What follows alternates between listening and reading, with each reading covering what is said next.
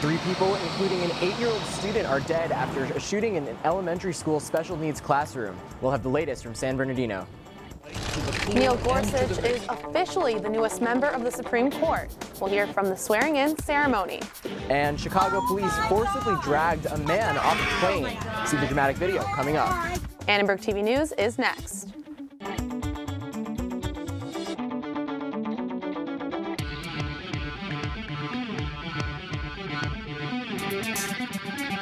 Live from USC, you're watching Annenberg TV News.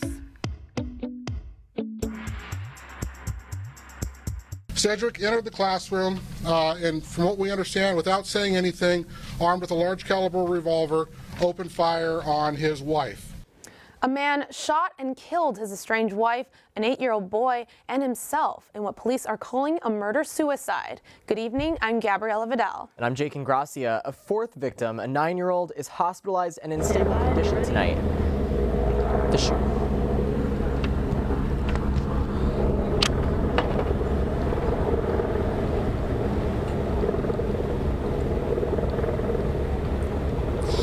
Hi guys, I'm here in San Bernardino, just outside North Park Elementary School, where earlier today that tragic shooting occurred. Now there were 4 victims and 3 casualties, including the shooter himself, who is Cedric Anderson, who entered the building just earlier this morning right behind me through the main entrance of the school and told school officials that he was just there to drop something off. Now he had the intention of killing his wife, Karen Smith. He entered the classroom, opened fire, of course killing her and also shooting 2 children. Now the 2 children involved were an 8-year-old who died earlier today, Jonathan Martinez, as well as a 9-year-old child who is currently in stable condition at a local hospital. Now as mentioned, this of course occurred in San Bernardino, which is located just 60 miles east of USC, east of Los Angeles. Now, we had the opportunity to speak to some families earlier today who were affected by this. Their children were in the elementary school, and they described how anxious and how horrific the scene was. There was hours where they were unsure whether their children were safe. And we just spoke to them, and they said to us that they were so relieved once they were finally able to reunite with their children. You know, they had all the time in the world to prepare for it. I think it's become more of a reality for us here, so they do need to get better at figuring out better ways to get the parents informed.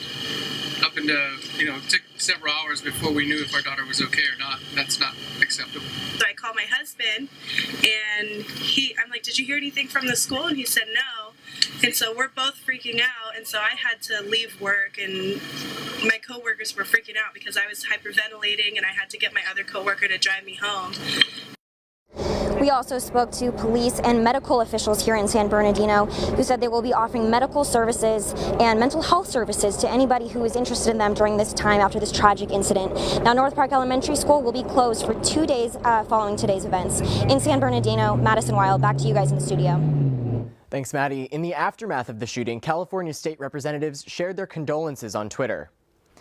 Governor Jerry Brown tweeted, quote, "Ann and I send our thoughts and prayers to everyone affected by today's tragic shooting at North Park Elementary." And Senator Dianne Feinstein tweeted, quote, "I'm heartbroken by the shooting in San Bernardino. My thoughts and prayers are with the victims, their families, and the entire community."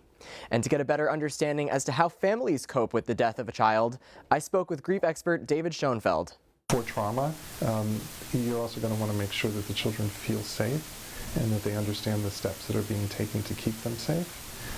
And that they also can express what is upsetting to them or distressing to them and learn some coping strategies for dealing with that. Advice there, and this attack comes as school shootings are more frequent than ever. According to nonprofit organization Everytown Research, there have been over 200 school shootings nationwide since 2013, 9 of them here in California, and in Florida and Texas, a tie with 18 school shootings each, the most in the U.S. This story continues to develop, and we'll keep you updated with all of the details right here or at uscannenbergmedia.com. Alabama Governor Robert Bentley resigned today and was charged with 2 misdemeanors for violating campaign finance rules. Alabama's state government had started impeachment hearings for Bentley after he used campaign finances to cover up an alleged affair. Judge Neil Gorsuch was sworn in today at the White House Rose Garden. After weeks of Senate fighting, eventually the nuclear option was invoked to confirm him along party lines. Judge Anthony Kennedy swore in Gorsuch this morning alongside President Donald Trump. Gorsuch spoke about the brevity of what being in the nation's highest court entails. I am humbled by the trust placed in me today. I will never forget that to whom much is given, much will be expected. And I promise you that I will do all my powers permit to be a faithful servant of the Constitution and laws of this great nation. Gorsuch is known as more of a conservative justice. He favors religious liberty, a pro-life stance on abortion, an originalistic interpretation of the Constitution, and supports big business. Protests continue in Venezuela, and a new bill causes controversy in Hungary. Our international reporter Claudia Buccio has the details. Claudia? That's right. Anti-government protests continue in Venezuela for second week in a row. Venezuelans are facing food and medicine shortages due to inflation, but this is only part of the crisis. Thousands of Venezuelans took on the streets across the country. This comes after the Supreme Court ruled to strip power away from the legislature. Even though the decision was overturned, it still caused anger in Venezuela as fear of dictatorship increases. This weekend, the government announced that opposition leader Enrique Capriles is banned from politics for the next 15 years. A Venezuelan opposition activist explains what the goal of these ongoing protests are. All these kind of activities have been done with the goal of demanding the government to hold general elections, to receive urgent humanitarian help because we have hungry people in our country eating from the trash.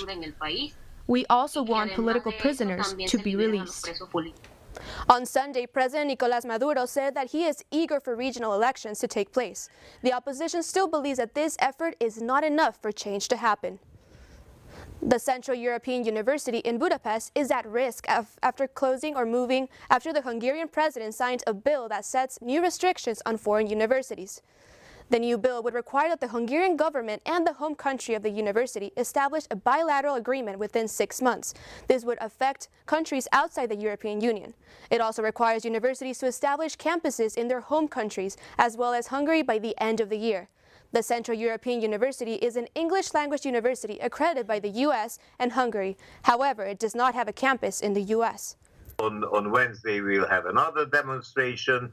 This is a democratic battle for defending the rights of education and the freedom of universities.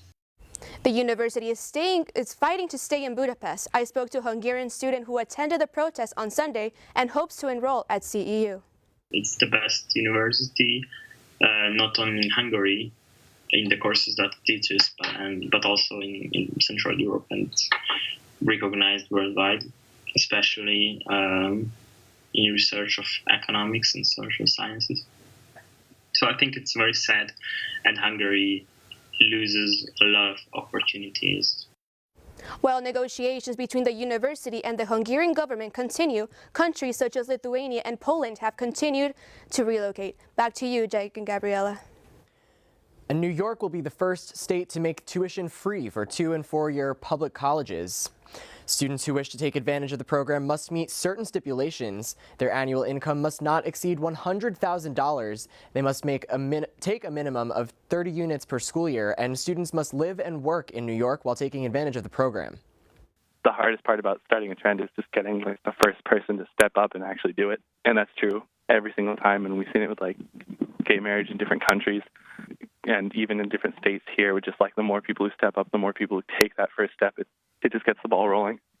Many other students across the country are hoping New York is the first step in a trend toward fighting the cost of college. And coming up on ATVN, the former chairman of the National Intelligence Committee spoke on campus today. Hear what students thought of the event. A 69-year-old man was dragged off a plane after United Airlines overbooked a flight. We'll have the footage next. And the LAPD unveiled 2 new hybrid police cars. See how the cars benefit the environment. We'll be right back.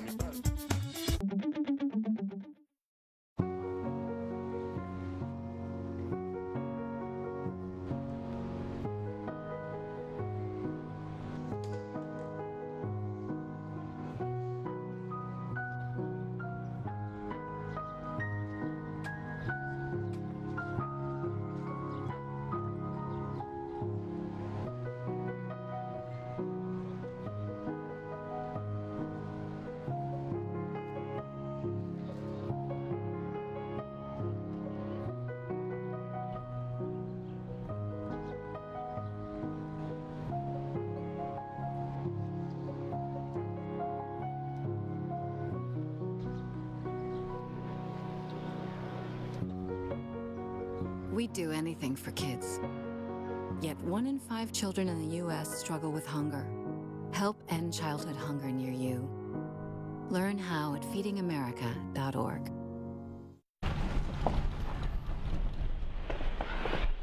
Got a quarter?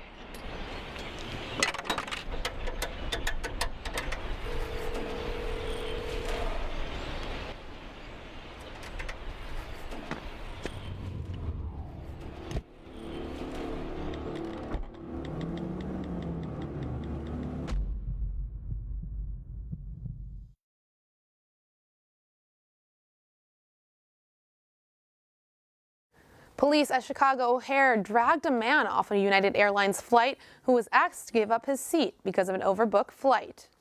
The man, who has yet to be identified, said he was a doctor who needed to get home because he had appointments with patients today. Flight attendants told 4 passengers they would receive $800 vouchers but had to exit. The first 3 left without incident.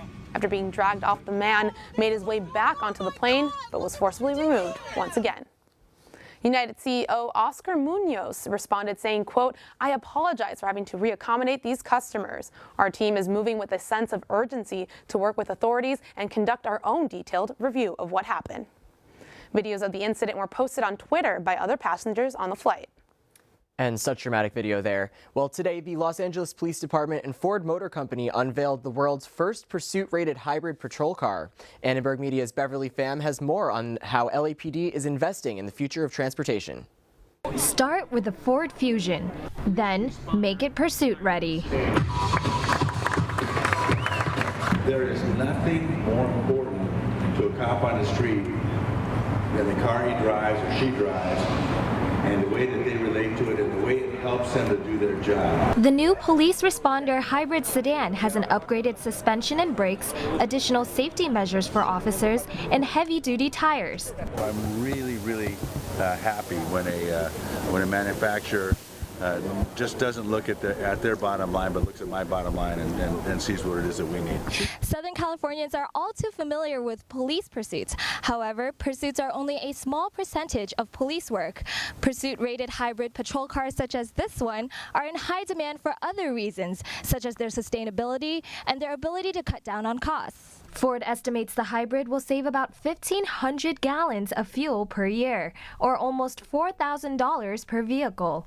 Our plan is within the next couple of years, by 2020, we hope to have 300 new hybrid and plug-in vehicles on the road. This latest effort from the LAPD may help with a statewide push for a greener California. Governor Brown expressed a commitment to climate change mitigation, and reducing petroleum usage is one of his informal goals. The new cars can be ordered this spring and will be delivered nationwide next summer.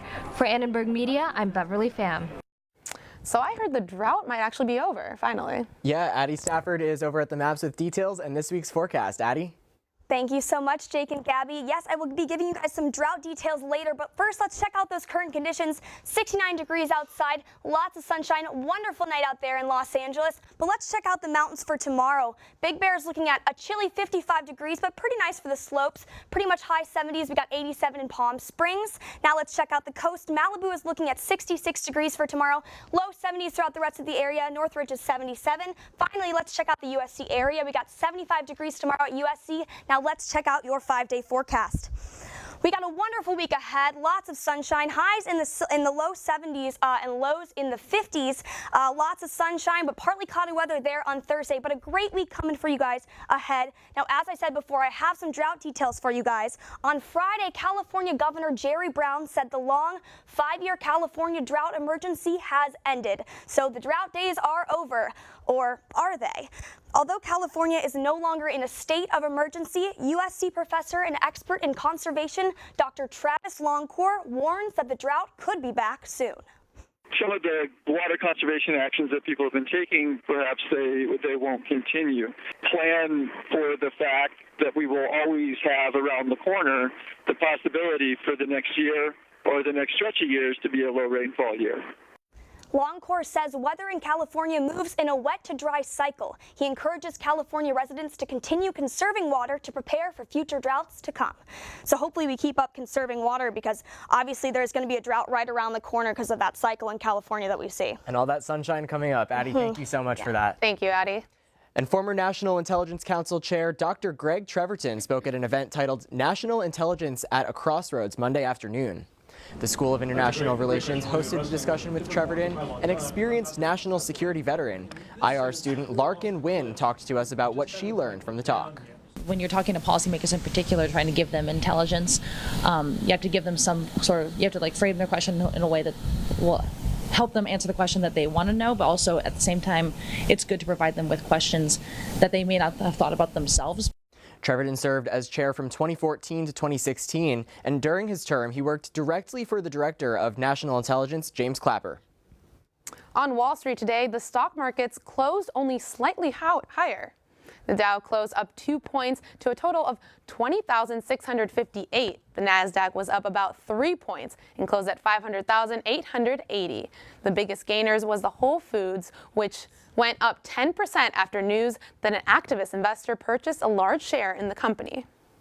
And I hear there was a little bit of a rough patch for some of USC sports today. Yeah, trouble in paradise. Kristen Lagos with us with the sports report. Kristen? Yeah, that's right, guys. Not one, but two USC teams saw their historic win streak snapped over the weekend. And while two streaks were snapped, the USC men's volleyball team is looking to hold on to their 3-game streak as they head into the MPSF tournament. But it didn't stop there. Streaks were snapped on the hardwood and the putting green in professional sports this weekend, too. Sports are next. Guess what? I have some news for you. There's free food right there, junk food. You see that truck? Oh, jeez. It's a 2 Michelin star chef. All for free, ladies and gentlemen. All for free. Here we have a panzanella with summer vegetables and pesto. Enjoy. How we doing? Fantastic. So what do you got going on underneath that plate there? This food is really about to be thrown away. Yeah. Bro? Is there something wrong with this food? Where did you get it from? From farmers markets. They put aside the ugly vegetables and the ugly fruits. Carrot top, soft avocados. It was all food that was going to be discarded. Even the drink you had is made from like a little bruised peach. Did it taste a little bruised? Great. That was good. The average person throws away 24 pounds of food a month. That's a lot. Isn't that a lot? Go visit savethefood.com for more information. Thank you. Junk food time!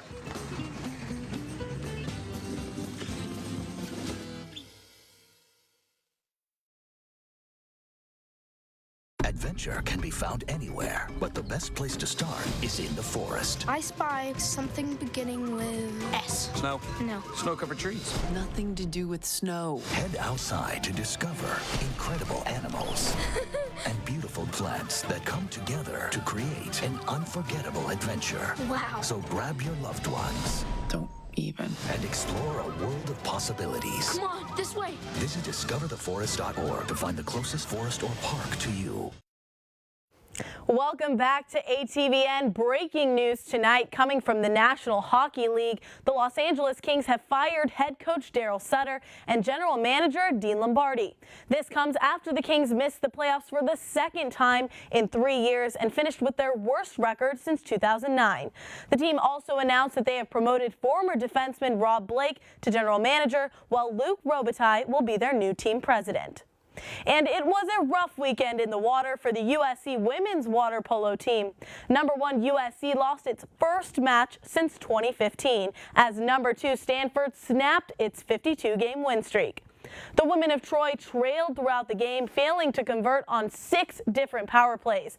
Though they managed to pull within 1 late in the third, a 5-goal rally from the Cardinal and 11 saves from goalkeeper Gabby Stone sealed their fate as Stanford won that one 12-8. USC will head back to the pool in Berkeley to face off against Cal on Saturday. And another USC team saw its win streak come to a close. The dynamic pairing of Kelly Clays and Sarah Hughes were handed their first loss in 104 matches. We spoke to Clays about how they plan to rebound from their first loss in almost 2 years. We're seeing the best competition out there, so You know, it was a tough loss for us, but we're just going to come back out and practice and try to get a little bit better. We're going to watch a little film, and I think we go up on Tuesday, and we're excited to go compete up there. Now, luckily for USC, the women of Troy still picked up the W as a whole, defeating St. Mary's College 4-1. Now the team has over a week to prepare for their next Pac-12 opponent, Stanford. USC will look to keep their 55-game win streak alive at home next Tuesday. And from the sand back indoors, the men's volleyball team is gearing up for its first match of the MPSF tournament against Long Beach State this weekend. The Trojans are coming off of a 3-1 victory over Cal Baptist in their last matchup of the regular season. They were led by senior Lucas Yoder, who had 24 kills and 8 digs on the night. He will play a key role as the team looks to upset the top-seeded 49ers. The driven mindset of we have nothing to lose because we're playing the #1 team in the nation, and we split with them this season, so I think we should have a good expectation, but we need to take our serving very seriously and our serve receive very seriously because they have one of the best offenses in the nation. USC will kick off MPSF action this Saturday at the Pyramid in Long Beach. And while many USC sports were in action last week, the sports world in general had quite the busy weekend as well. Our sports correspondent Aaron Glazer joins me now to play some Agree, Disagree, Rapid Fire Edition. Aaron, thanks for joining me. Of course, Kristen. All right, so first off, Russell Westbrook carved his spot in history by recording his 42nd triple-double of the season. As the Thunder gear up to take on the Rockets in the playoffs, there might be another MVP candidate in the mix. Aaron, Russell Westbrook is named the NBA MVP. Agree or disagree? So I'm going to have to agree with you. I think Russell Westbrook is the MVP. That triple-double statistic is just too much, in my opinion, for anyone else to contend with. But the reason why I say and is because James Harden has had a phenomenal season as well. He's had almost 30 points himself, averaging per year to Westbrook's 32. So Harden's playing phenomenal, and both of these teams are really, really strong. It's going to be great theater to watch them play against each other in the first round of the playoffs. All right, so good game, but we're thinking Russell Westbrook. Absolutely. All right, and right now the Los Angeles Dodgers are set to take on the Chicago Cubs in the first game at Wrigley Field since the Cubs' World Series title. The game is currently in a rain delay, but Aaron, tonight is the first start for Alex Wood, who is replacing the injured Rich Hill in the Dodgers rotation. Hill's injury is going to significantly affect the Dodgers going forward. Agree or disagree? On this one, Kristen, I'm going to have to disagree. The Dodgers, Rich Hill's their third starter. They have Clayton Kershaw and Kenta Maeda, which is really impressive. That is why the Dodgers went to the NLCS after all. Not just that, they've got guys like Corey Seager and Justin Turner in that infield that are still providing consistent offense. I think the Dodgers need Hill to get back to that level in the playoffs. But for now in the regular season, I think they're going to be just fine without him. All right, so definitely getting over the hill tonight. And yesterday at the Masters, Sergio Garcia defeated Justin Rose in a one-hole playoff to win his first major championship. So, Aaron, Sergio's win will carry over to future majors. Agree or disagree? I'm going to have to also disagree with this one, Kristen. The Ryder Cup style that Sergio likes to play is where it's a one-on-one matchup was excellent when it was just him and Justin Rose in competition, such as yesterday at the Masters. But going forward, the next major is the U.S. Open at Erin Hills, just outside of Conwalk, Wisconsin. And that course is very hilly. It's got a lot of, it's right in the plains and in the terrain. It's going to be very difficult. And I think it's hard for someone to kind of run away with that. Because of that, I don't see Sergio, playing in a one-on-one style. He's going to have to go up against a larger field, and I don't know how much he could handle that as compared to how he did in the Masters. All right, so different terrain, different outcome. Absolutely. And I'm going to throw a little bit of a curveball at you. I know we were talking about the pros, but back here at USC, quarterback Sam Darnold was given the best odds to win the 2017 Heisman Trophy by the Westgate Superbook with 5-to-1 odds. So, Aaron, the question, Sam Darnold will win the Heisman. Agree or disagree? Well, for all the Trojan fans out there, I'm going to agree with this one. Sam Darnold has captured the hearts of not only Trojan fans, but Pac-12 fans, and pretty soon he's coming right after all of America. Darnold, he's got the whole spring practice as the leader of this team. He's calm, he's relaxed. He's, Juju's not even there anymore, but honestly, he didn't throw to him that much last year either. He's got a full set of options on offense. A defense is strong. He's more confident. I really think that this is his year again. He's going to be shocking people again. I think he's going to win the Heisman. All right, no doubt in that one from Aaron. Good news for all USC fans. Thanks for joining me. Back to you guys at the desk. Thanks so much for that, guys. Well, the 2017 Pulitzer Prize winners were announced today. Find out who took home the biggest awards. And Passover starts tonight. We spoke to USC Hillel to learn more about the Jewish holiday.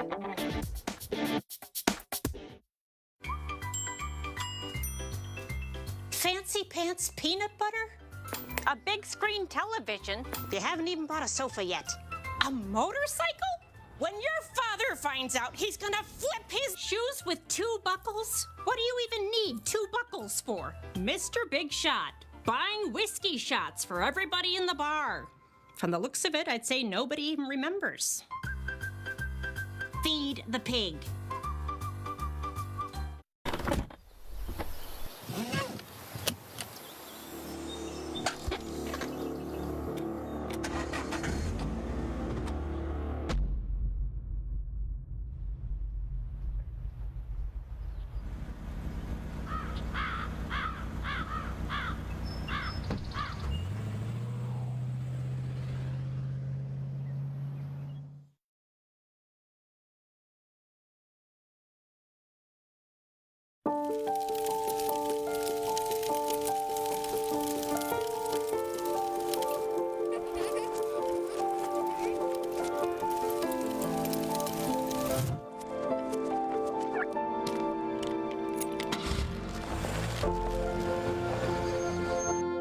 Did you know parking over tall, dry grass can spark a wildfire?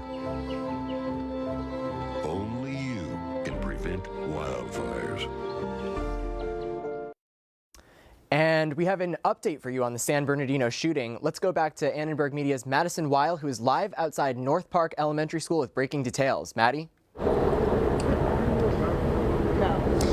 Hi guys, just to provide you with a little bit of an update, we were just informed by police that they are currently investigating the home of Cedric Anderson, the shooter from earlier today. There will also be a vigil held tonight at 6 p.m. at Our Lady of Assumption Church here in San Bernardino. We've also received an updated statement from LAUSD saying that we have policy and procedure bulletins in place with regard to securing campuses during school hours, implementation of lockdowns, and responding to various student and campus safety threats. While no educational institution or campus can ever be 100% safe from an intruder or other safety threat, maintaining vigilant planning, preparedness, response, and recovery protocols can help prevent and mitigate tragedies. So important for tragedies like this. In San Bernardino, Madison Weil, back to you guys in the studio. The 2017 Pulitzer Prize winners were announced this afternoon. The 13 prize awards achievements in American journalism, literature, and music. In California, the East Bay Times took home the Breaking News Award for coverage of the Oakland fire. The New York Times won the international category, and the Charleston Gazette-Mail got the prize for investigative work. Washington Post reporter David A. Fahrenholtz won national reporting for his coverage of Donald Trump. Colson Whitehead took home the fiction prize for his book, The Underground Railroad. The book was praised by Oprah and President Obama. With the spring season in bloom, the celebration of Passover begins today. USC Hillel explains what they honor during this time as members of the Jewish community.